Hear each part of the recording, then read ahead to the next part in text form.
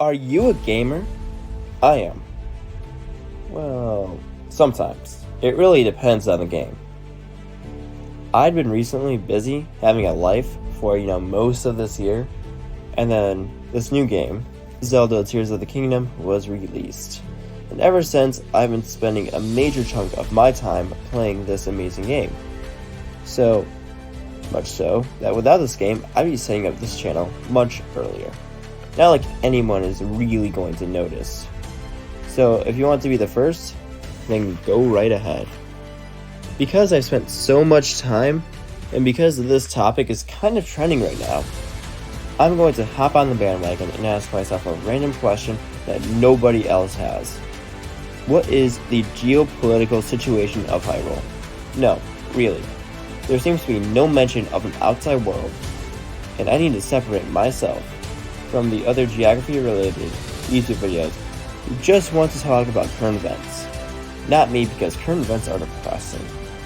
So I'm going to use the power of maps to talk about fictional stuff instead, as well as actual stuff, cabinet maps. You'll see that in this channel. So let's get talking about this beautiful map of Hyrule. I'm going to be only using the surface of the new Tears of the Kingdom, since they're actual coordinates measuring meters. With the coordinate system, I easily measured that the surface map is approximately 80 kilometers, with around 75 of those kilometers actually being usable, while the other 5 are just the outskirts that kind of make the edges a little pretty. I'm obviously only using the surface map, as there aren't very many people in the other areas. Yeah, if there's no people, there's not really any geopolitical situation to talk about. In the surface map, there seemingly, or was seemingly, one kingdom, Hyrule.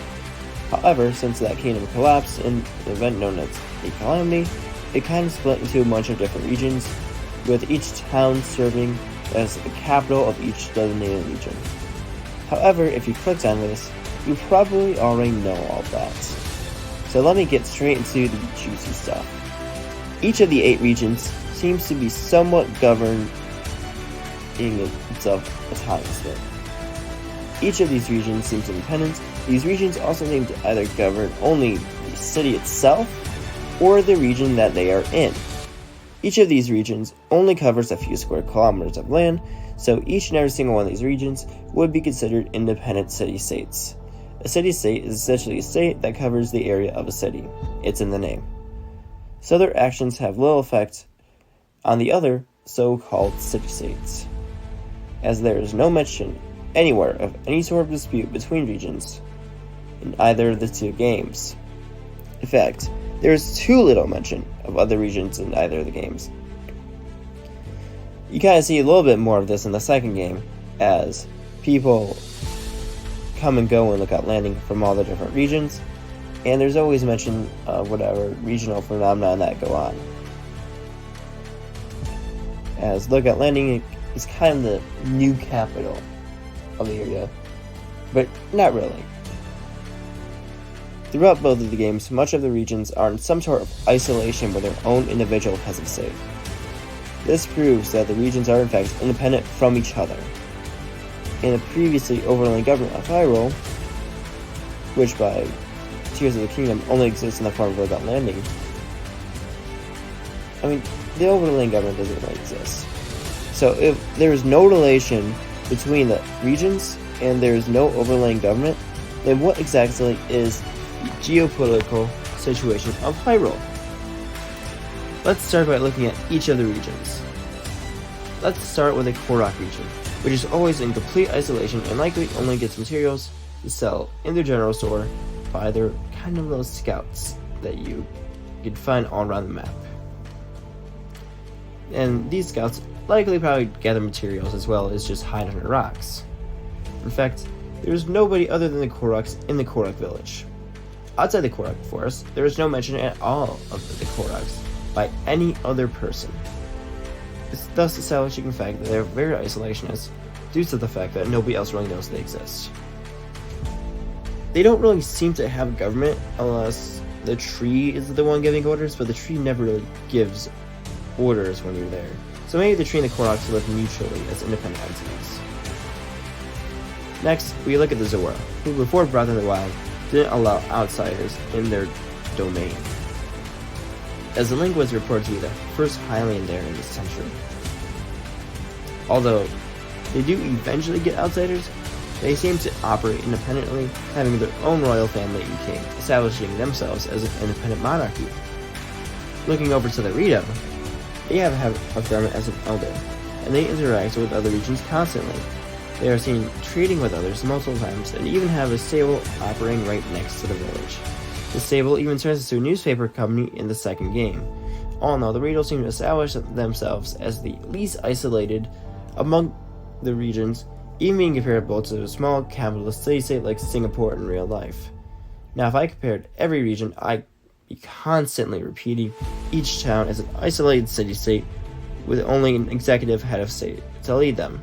They isolate themselves by either geography, like the Gerudo being surrounded by mountains, or the Goron being situated on a literal volcano, where only Gorons can inhabit. Some have a level connection, like Hatino and Kakarika Village, where multiple plus go between the two towns in both games.